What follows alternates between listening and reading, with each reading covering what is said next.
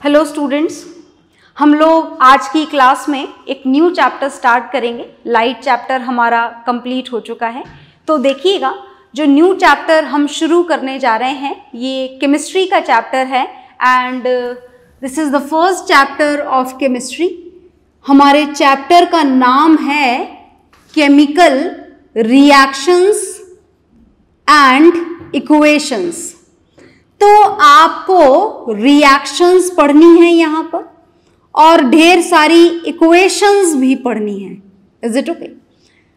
तो chemical reaction and equations आप लोगों के लिए एक नया चैप्टर है, क्योंकि 9th स्टैंडर्ड में हमने कोई रिएक्शंस और इक्वेशंस पढ़ी ही नहीं थी। Is it okay? तो कंप्लीटली एक न्यू चैप्टर है और ये मानते हुए चैप्टर की शुरुआत आपके सिलेबस में एनसीईआरटी बुक में की गई है कि आपको 9th क्लास तक की केमिस्ट्री की कंप्लीट इंफॉर्मेशन है। Is it okay? पर हम ऐसा नहीं मानते हैं, क्योंकि हम कुछ बातें टाइम के साथ में भूल जाते हैं। तो first we will start with the basics of chemistry. पहले बेसिक्स पढ़ेंगे हम, जो हमारे सिर्फ इसी चैप्टर में नहीं, क्लास 10th की साइंस के केमिस्ट्री के सारे चैप्टर में काम आएंगे आपके। Is it okay? तो हम उन बेसिक्स से शुरू करने के बाद में then we will start the topic chemical reactions and equations. Is it okay?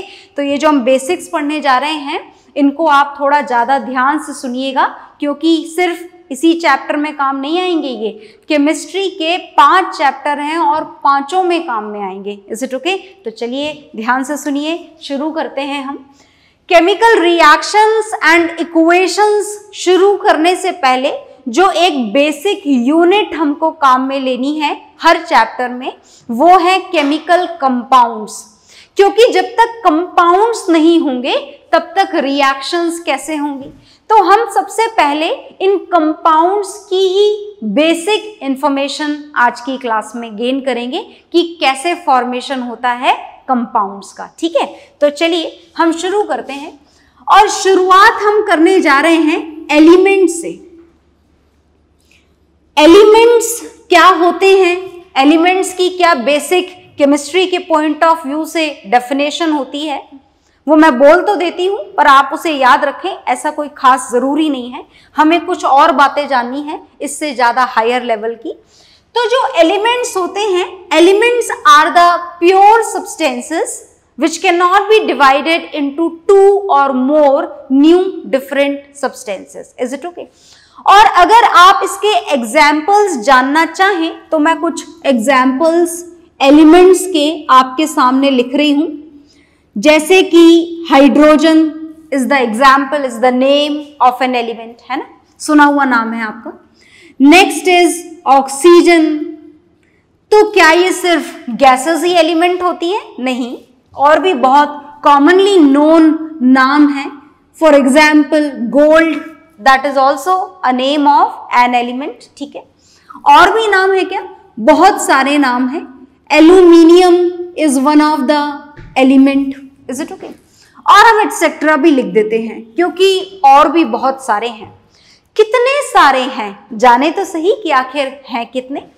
तो अगर हम सारे एलिमेंट्स के बारे में जानना चाहें तो टिल नाउ, अभी तक के बारे में, अभी तक की इंफॉर्मेशन के अकॉर्डिंग जो टोटल नंबर ऑफ एलिमेंट्स हैं जो नोन है, जिनके बारे में जाना जा चुका है, they are 118। 118 elements are known till now. अभी तक हम 118 ऐसे एलिमेंट्स को जानते हैं, जिनमें से 4 नाम मैंने आपके सामने लिखे हैं सिर्फ। Is it okay? तो चलिए, अगर हम इन एलिमेंट का सबसे छोटा पार्टिकल जानना चाहें which can not be divided more, जैसे मानो कि आपके पास में गोल्ड है थोड़ा सा, और उस छोटे से छोटा पार्टिकल अगर आप उस गोल्ड का निकालना चाहो, जिसे माइक्रोस्कोपिकली भी और ज्यादा छोटे गोल्ड पार्टिकल में कन्वर्ट ना किया जा सके, then the smallest particle of element is atom.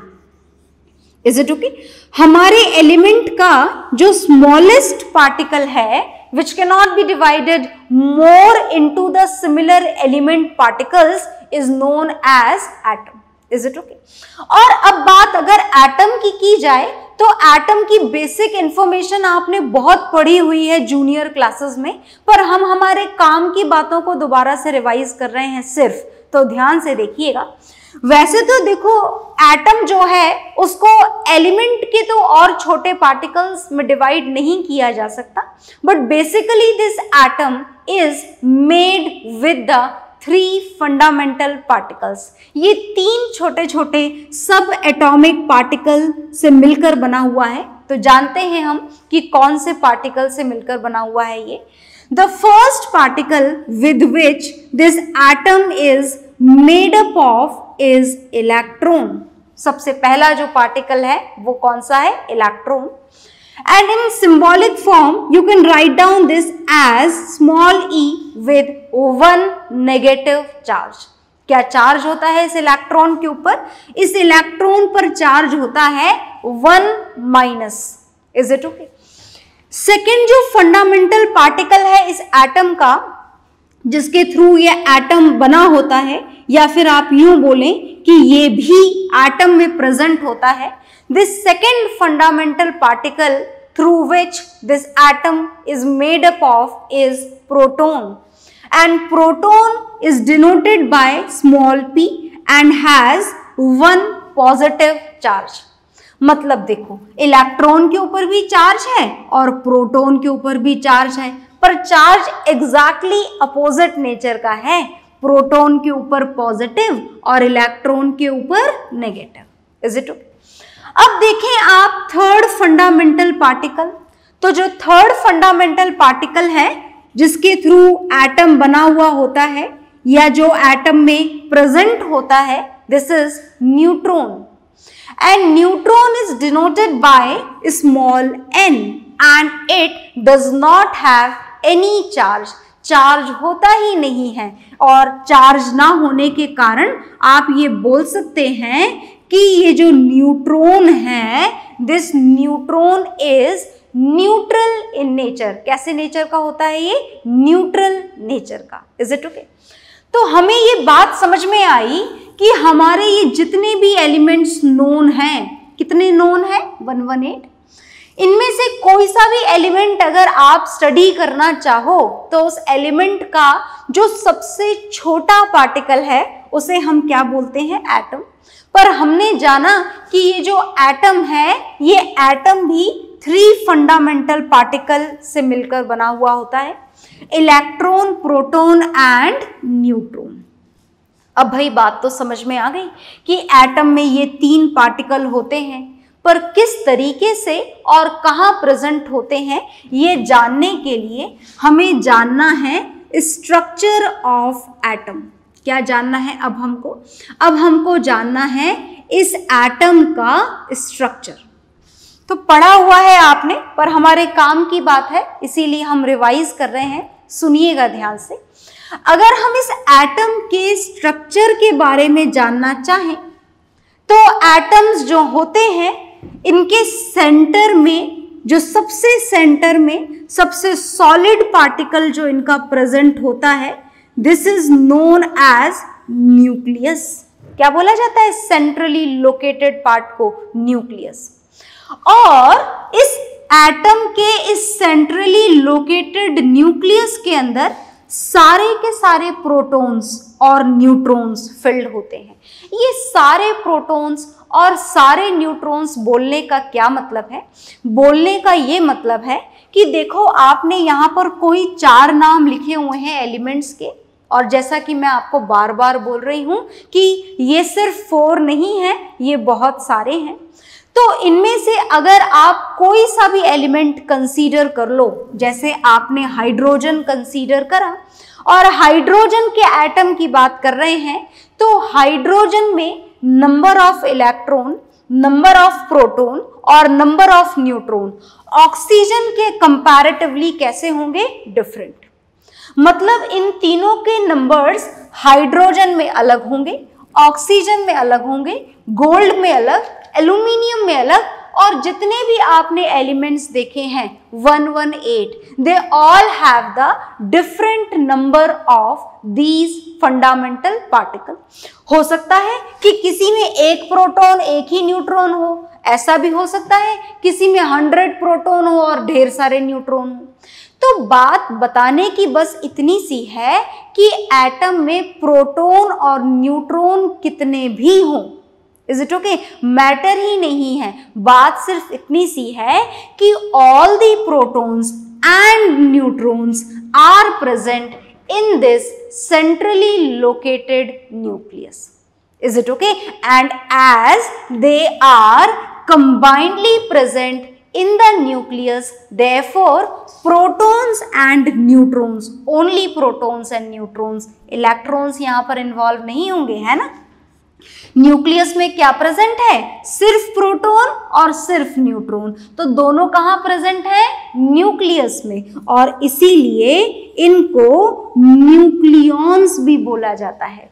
तो याद रखेंगे कि न्यूक्लियॉन्स किसे बोला जाता है, न्यूक्लियॉन्स प्रोटॉन और न्यूट्रॉन को बोला जाता है। क्यों बोला जाता है, as they are present in the centrally located nucleus. Is it okay? तो फिर ये इलेक्ट्रॉन कहाँ पर प्रेजेंट होते हैं, चलिए इनके बारे में भी जान लेते हैं। देखिए ये जो न्यूक्लियस है, इस न्यूक्लियस के चारों तरफ एनर्जी शेल्स प्रेजेंट होती हैं। ये क्या बनाई है मैंने, एनर्जी शेल। क्या सिर्फ एक ही होती है, नहीं, बहुत सारी होती हैं। आप चाहे जितनी बना सकते हैं, पर मैं चाहे जितनी तो नहीं बनाऊंगी। फिलहाल जो हम नंबर ऑफ एनर्जी शेल्स यहाँ बनाएंगे वो मैं सिर्फ अपनी ज़रूरत के हिसाब से, जो आपकी क्लास 10th में काम आए, सिर्फ 4 बनाने जा रहे हैं हम। 4 के बाद हमारा काम खत्म हो जाएगा। पर याद रखिएगा कि ऐसा नहीं है कि सिर्फ 4 ही होती हैं, it depends on the requirement. 1 भी हो सकती है, 2 भी हो सकती है, 4 भी हो सकती है और 8 भी हो सकती है। Is it okay? तो it depends on the requirement. क्या करना है हमें इन एनर्जी शेल्स का, ये जो एनर्जी शेल्स आपने न्यूक्लियस के चारों तरफ बनाई हैं, इज इट ओके, लाइन हम यहाँ से हटा देते हैं आज इट डिस्टर्ब। चलिए तो देखिएगा ध्यान से, इस फर्स्ट एनर्जी शेल को हमने नंबर दे रखा है 1। Is it okay? क्या नंबर दे रखा है, 1, और नाम भी दे रखा है। इस फर्स्ट एनर्जी शेल को बोला जाता है के शेल। क्या बोला जाता है, के। इसके बाद में जो नेक्स्ट एनर्जी शेल है उसको हमने नंबर दे रखा है 2, और नाम क्या दे रखा है, इसको हम बोलते हैं L shell. Is it okay? तो फिर आ जाइए नेक्स्ट थर्ड एनर्जी शेल पर। ये जो थर्ड एनर्जी शेल है इसे हमने नंबर दे रखा है 3, और नाम भी दे रखा होगा, बिल्कुल नाम भी दे रखा है। इसको हम बोलते हैं M shell. Is it okay? और ये जो लास्ट बोलें क्या, नहीं, ये हमारे लिए लास्ट है, पर ये लास्ट है नहीं। इसको हमने नंबर दे रखा है 4 और नाम दे रखा है एन शेल। पर याद रखिएगा ये आगे भी बढ़ सकता है, O, P, Q, R, it depends. पर अभी तक समझ में नहीं आया कि आखिर ये जो न्यूक्लियस के चारों तरफ एनर्जी शेल्स हैं, इनका यूज क्या है। तो सुनिएगा, इनका यूज है डिस्ट्रीब्यूशन ऑफ इलेक्ट्रॉन्स। हम तो भूल ही गए कि एटम में प्रोटॉन और न्यूट्रॉन के साथ में इलेक्ट्रॉन्स भी प्रेजेंट होते हैं, है ना। तो इलेक्ट्रॉन्स कहाँ पर डिस्ट्रीब्यूटेड होते हैं, इन एनर्जी शेल में। कुछ इलेक्ट्रॉन्स के शेल में आते हैं, कुछ इलेक्ट्रॉन्स एल में, कुछ एम में और कुछ एन में। मतलब इलेक्ट्रॉन्स अलग अलग एनर्जी शेल्स में डिस्ट्रीब्यूट किए जाते हैं। तो कैसे डिस्ट्रीब्यूट कर दें, हमारी मर्जी से, कि भाई हमारी मर्जी हुई, हमने 2 इलेक्ट्रॉन इधर डाल दिए, 4 इधर डाल दिए, 8 इधर डाल दिए, 10 इधर डाल दिए, क्या हमारी मर्जी चलेगी केमिस्ट्री में, बिल्कुल भी नहीं। तो फिर कैसे डिस्ट्रीब्यूशन किया जाए इन इलेक्ट्रॉन्स का, तो वो हम सीखना शुरू करते हैं। देखिएगा ध्यान से, कैसे डिस्ट्रीब्यूशन करना है हमको एटम्स के अंदर इन इलेक्ट्रॉन्स का, इस बात को अब हम जानने जा रहे हैं।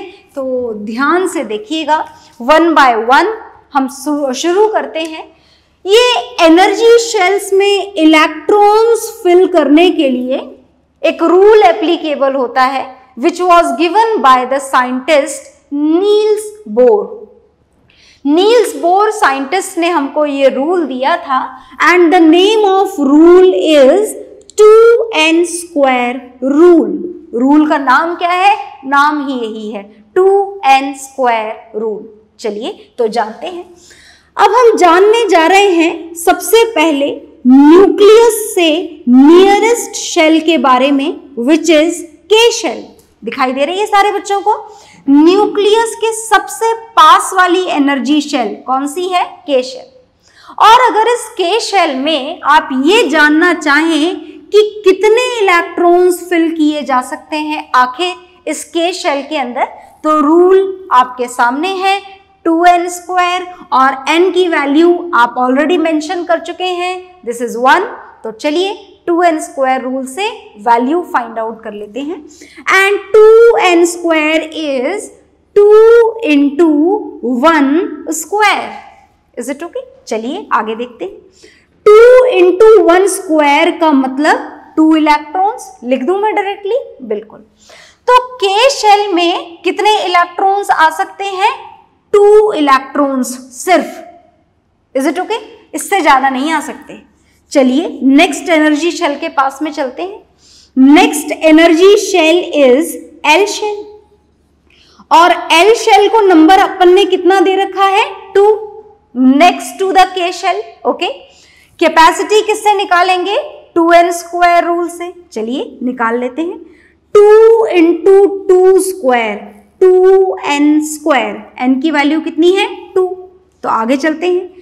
2 into 2² is 4 and finally the number of electrons which can be filled in the L shell is 8।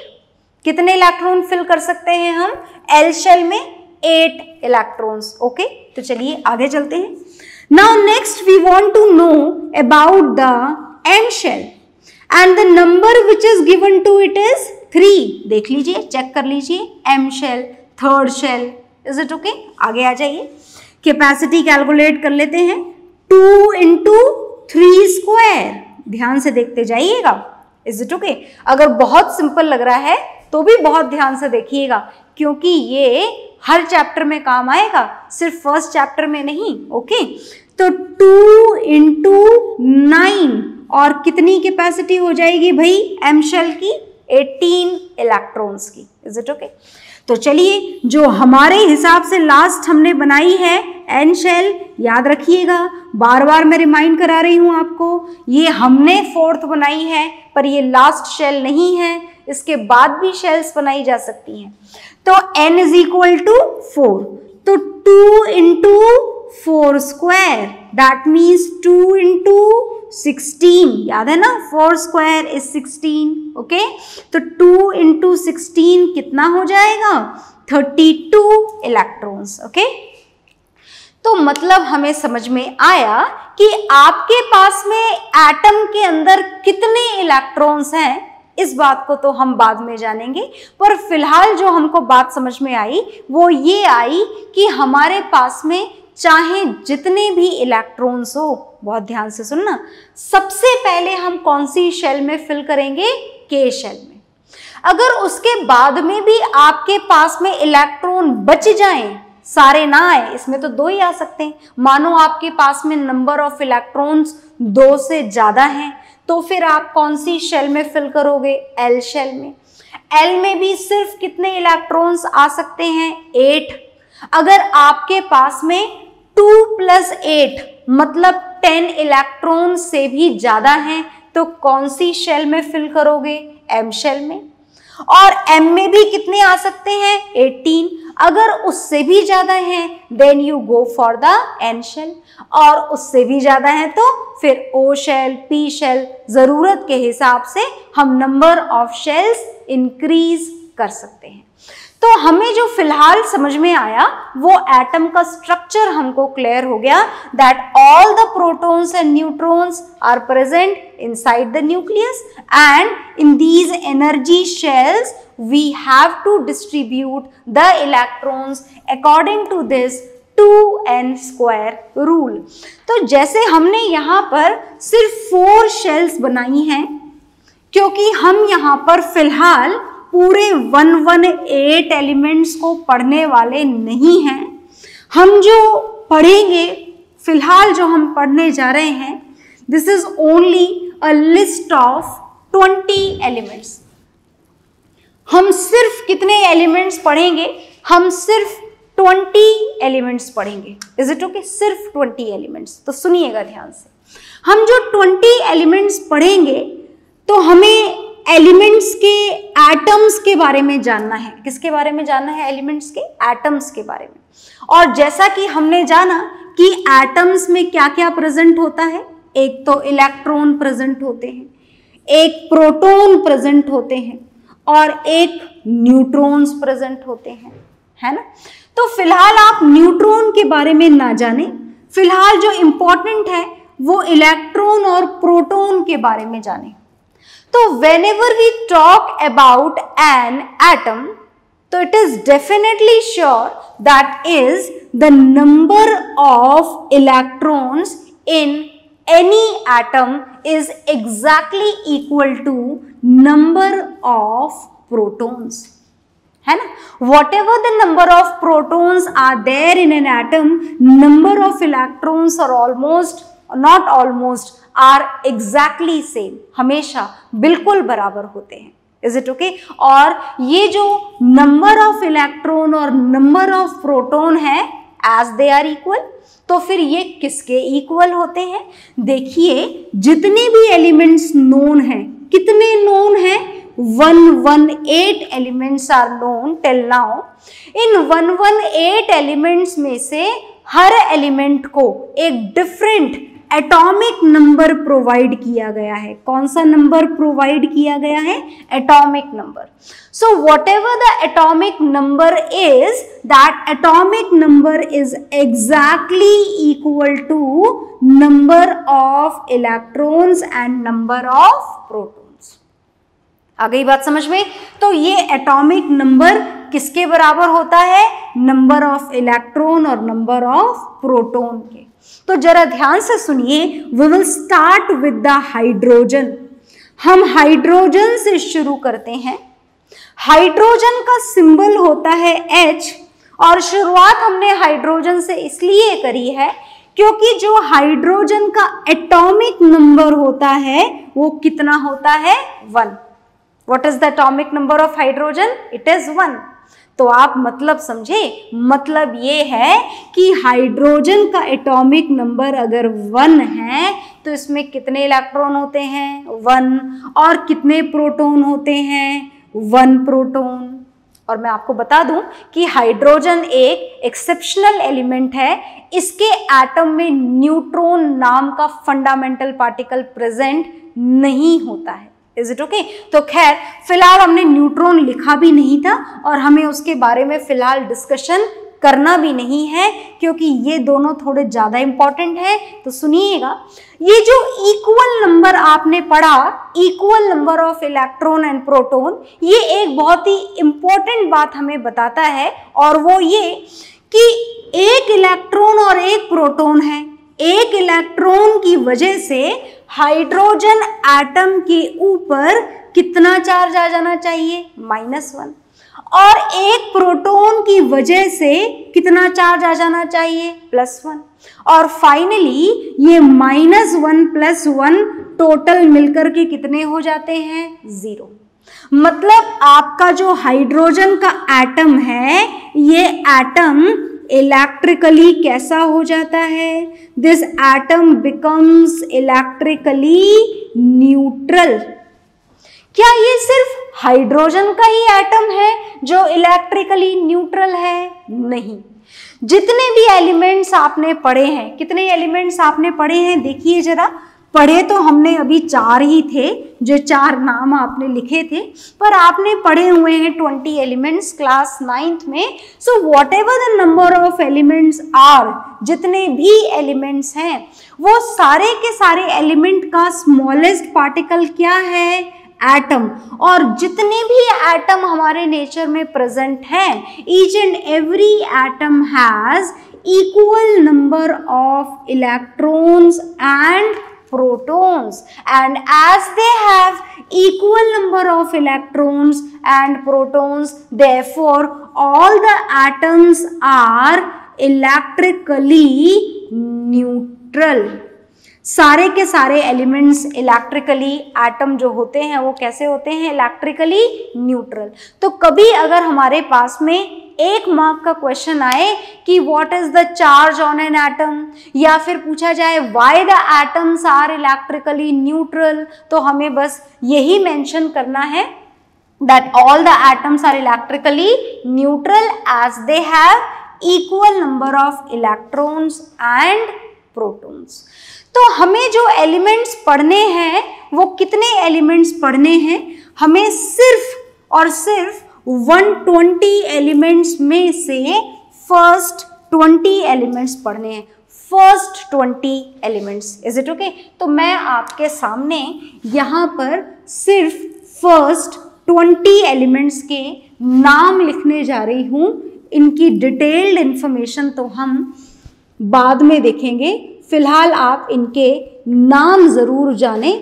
तो हम name of element according to atomic number लिखने जा रहे हैं। Atomic number is equal to number of electrons and number of protons. तो जो first, second, third, fourth, fifth, sixth, seventh, eighth, ninth, 10 elements हमको और लिखने हैं। 11, 12, 13, 14, 15, 16, 17, 18, 19 एंड 20। ये 20 नाम मैं आपके सामने लिख रही हूं, देखिएगा। First element is hydrogen. First number का एलिमेंट है ये, whose atomic number is 1, that means it has 1 electron and 1 proton। Hydrogen के बाद में जो बारी आती है, this is helium. Next is lithium, ये L है ना, L, lithium. Next is beryllium. Fifth element is boron. Sixth element is carbon. Seventh element is nitrogen. Eighth element is oxygen. Ninth is fluorine. 10th is neon. 11th element is sodium. 12th is magnesium. 13th element is aluminium. 14th number का इधर उधर मत कर दीजिएगा आप, silicon. 15th is phosphorus. 16th element is sulfur. 17th element is chlorine, then argon, then potassium,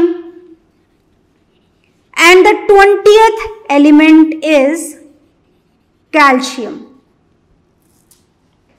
तो ये जो हमने 20 एलिमेंट्स लिखे हैं, ये exactly in the same sequence आपको लर्न करने हैं. Is it okay? और इनमें एलिमेंट्स में इलेक्ट्रॉन, प्रोटॉन और न्यूट्रॉन्स किस तरीके से अरेंज किए जाते हैं वो हम नेक्स्ट क्लास में देखेंगे.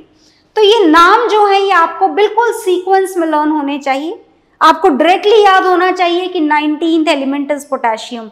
ऐसा नहीं कि हम ऐसे लर्न करें hydrogen, helium, lithium like that and then go for the 19th element. ऐसा नहीं करना है ना. बिल्कुल प्रॉपरली लर्न करने हैं प्रॉपर सीक्वेंस में ये 20 एलिमेंट्स, और इसके बाद में हम नेक्स्ट क्लास में पढ़ेंगे। ओके, सो बाय एवरीवन।